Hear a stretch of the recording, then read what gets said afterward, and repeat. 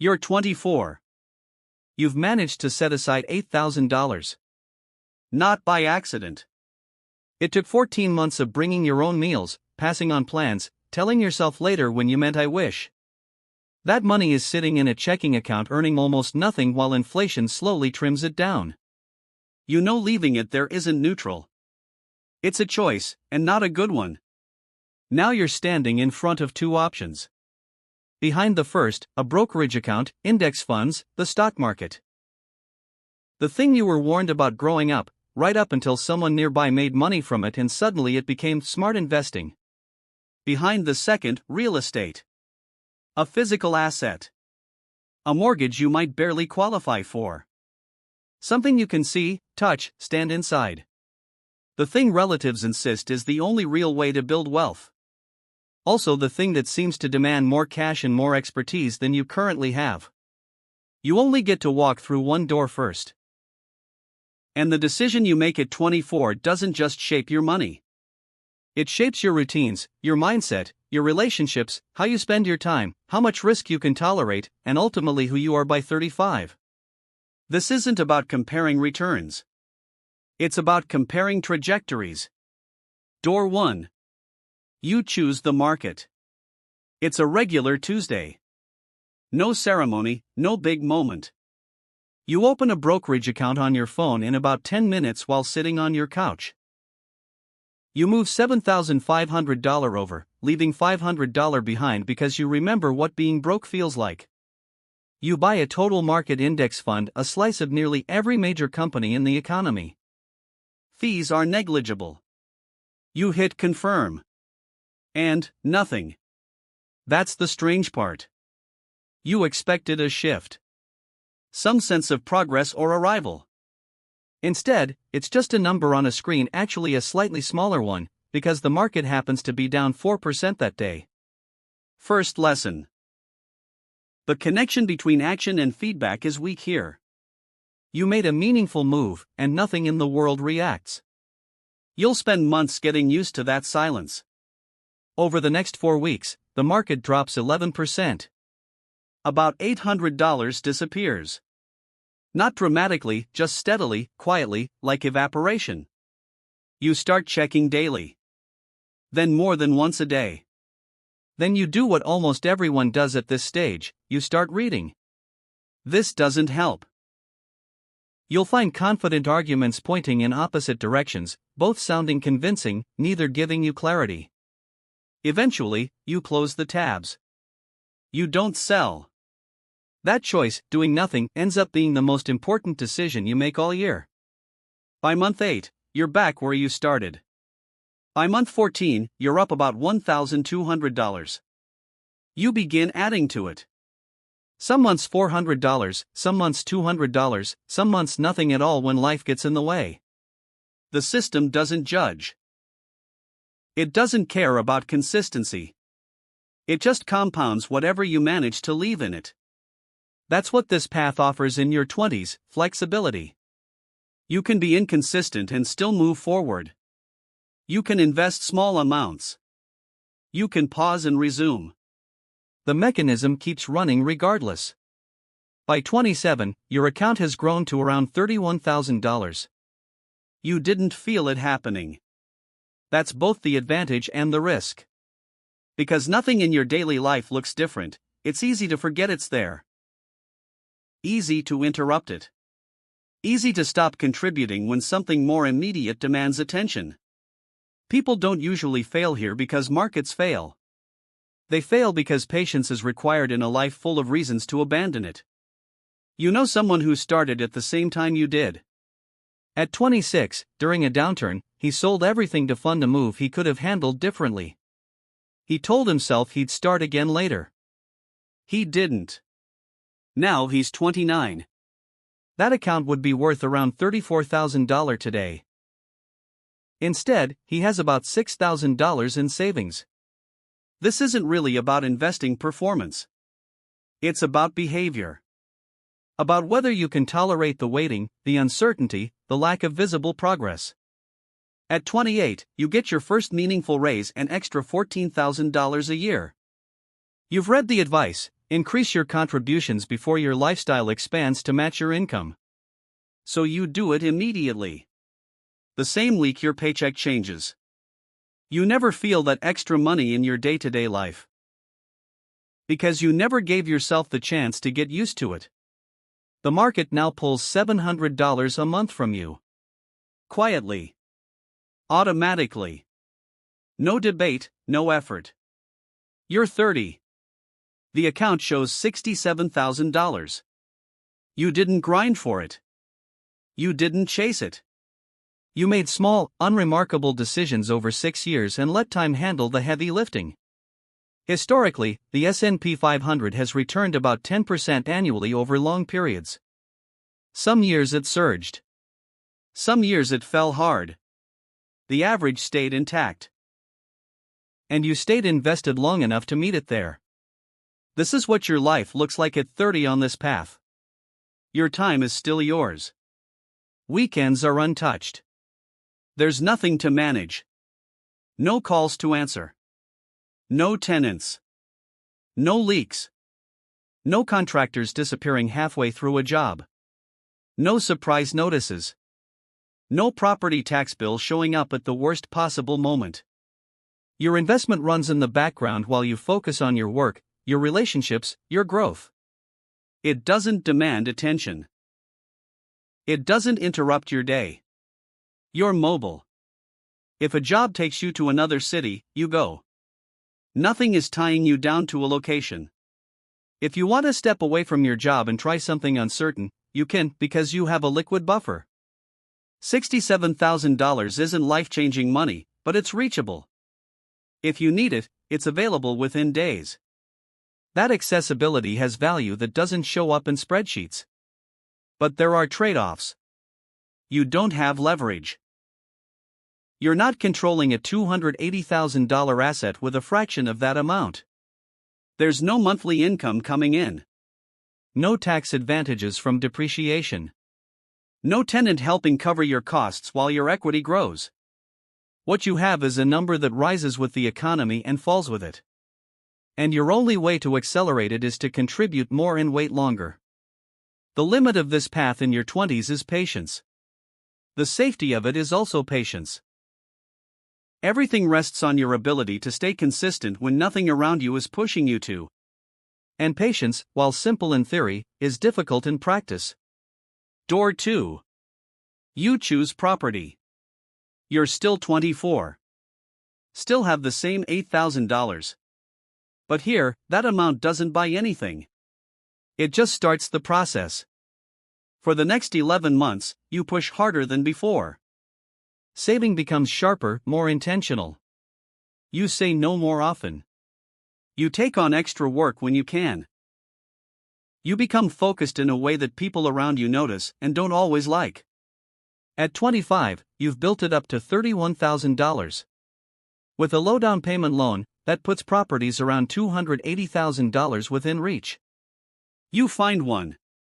A duplex in a neighborhood that isn't polished yet, but shows signs of becoming something. Price, $247,000. One unit brings in $1,050 a month. You run the numbers over and over. Late at night. Again in the morning. You check assumptions, adjust scenarios, second-guess everything. Eventually, you move forward. Offer accepted. Papers signed. Keys in hand. You're 25, and you now control a $247,000 asset. You also have about $1,100 left in your account. And in your first month, the tenant is already late on rent. That's your introduction. This path doesn't ease you in. It throws you into uncertainty immediately. The first year teaches you something nothing else really can: how to operate when things feel unstable.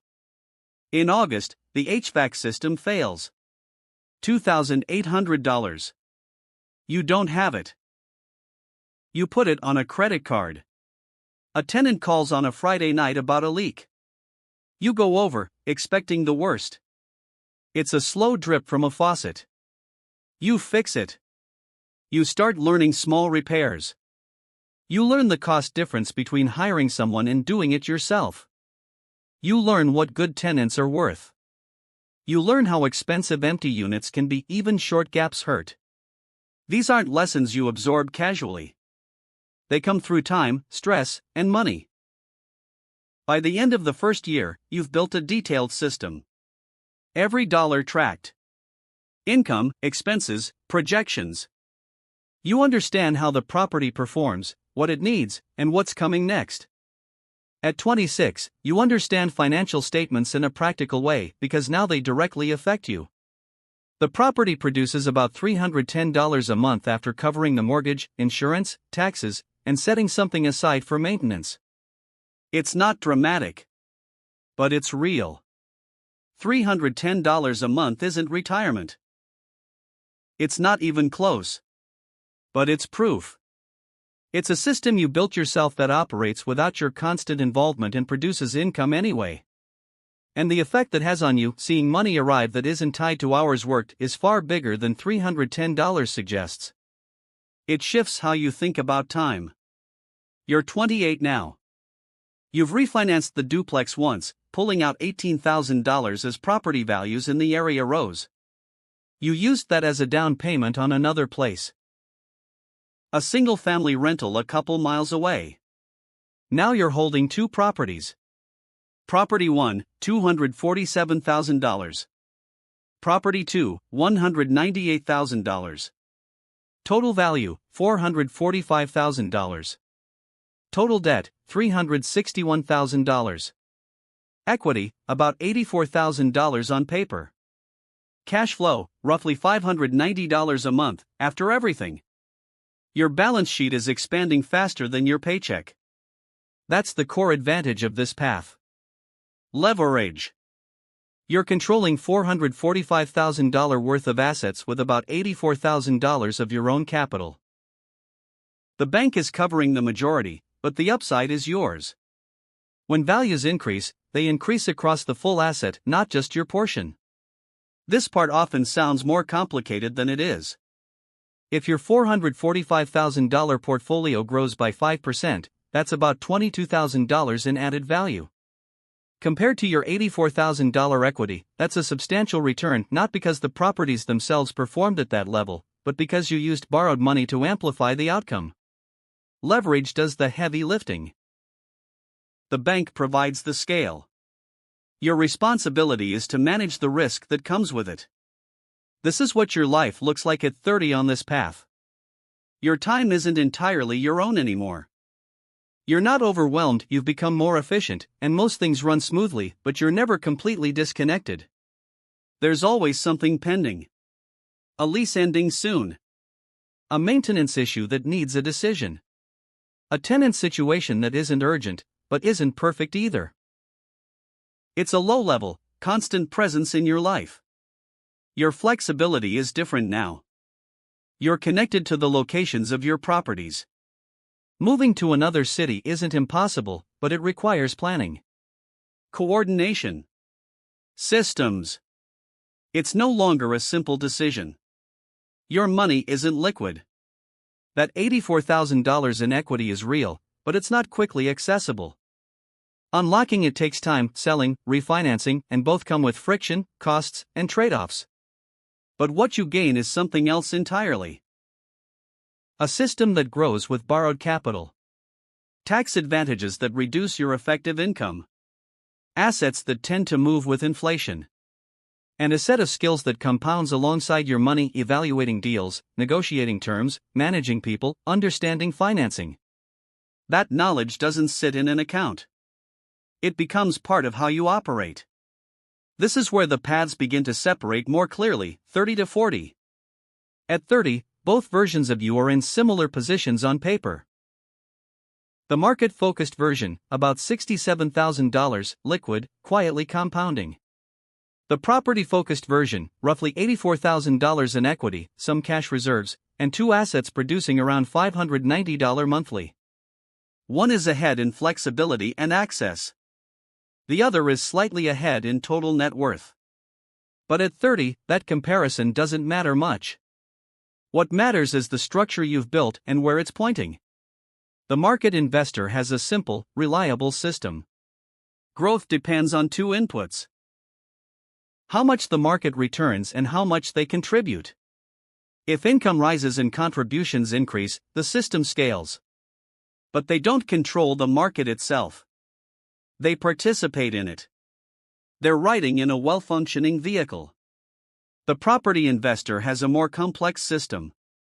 They can improve properties to increase value. They can refinance to extract equity and expand.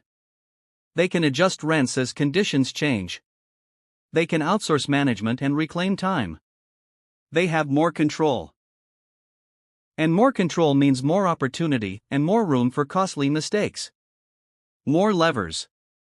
More responsibility. More potential directions the outcome can take. By 35, the two paths don't just feel different, they look different. The market-focused version of you, steady and consistent, might be sitting somewhere between $140,000 and $180,000. Nothing dramatic happened. No single moment changed everything.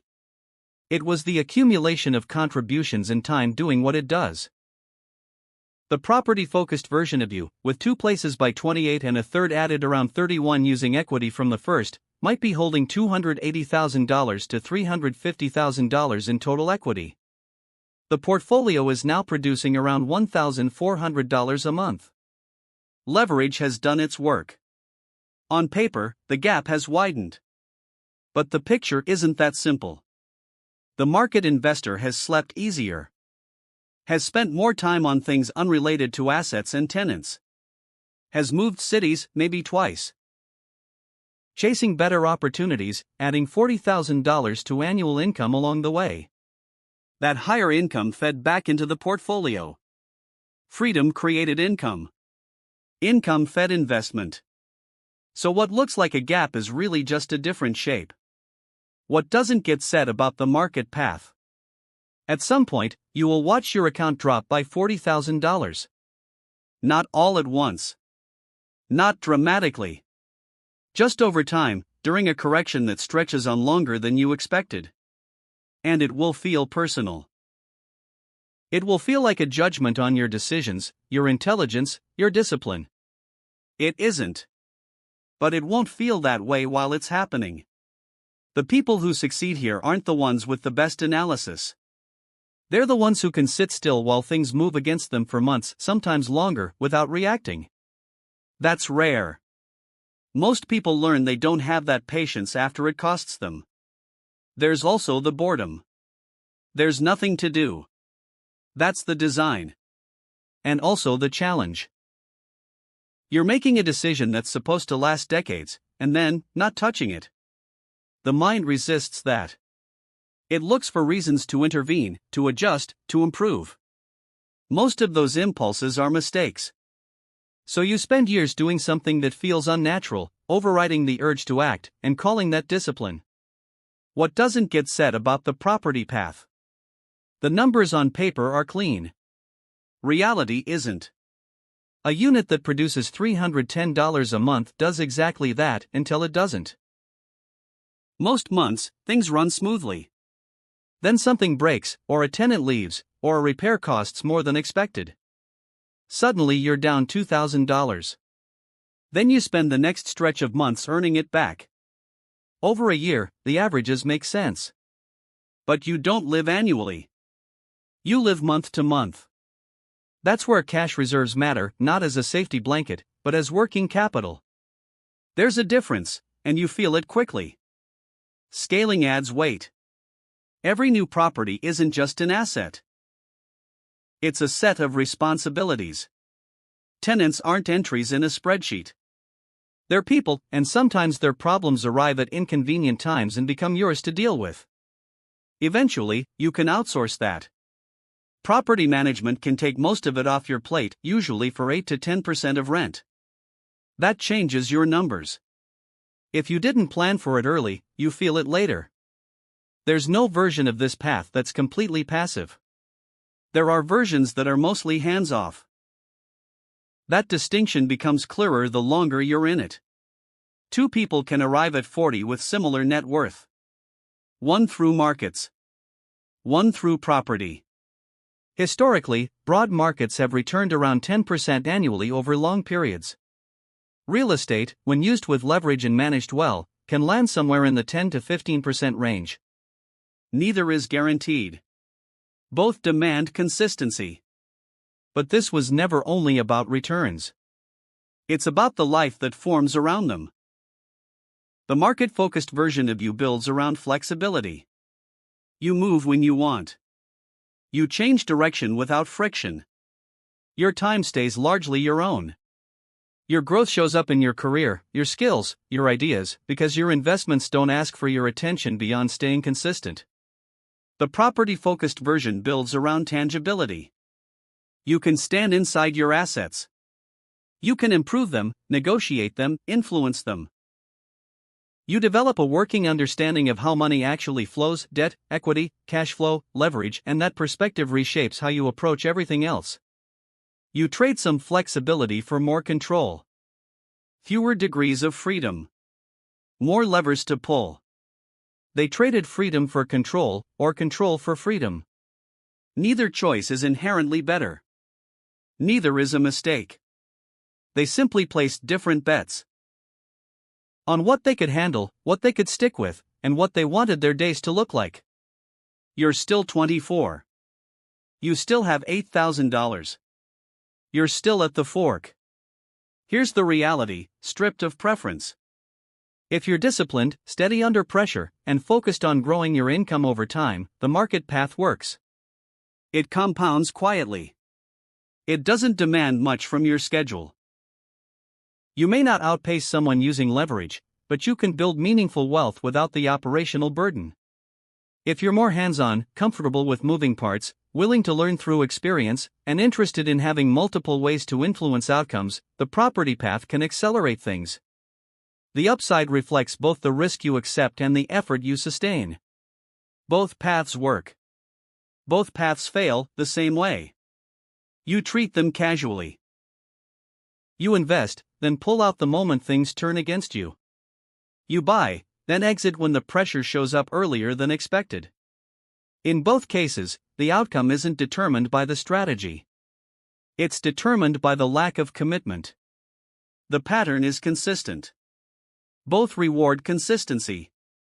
Both punish hesitation. The decision you make today doesn't lock in your future. What matters is how you respond when it gets uncomfortable. A month where everything is down. A stretch where nothing seems to be working. A late-night problem you didn't plan for. Those moments decide more than the initial choice ever will. The numbers, the balances, the returns, they're just a way of keeping score. The real variable is you. Your tolerance for uncertainty. Your ability to stay in place when every instinct tells you to move.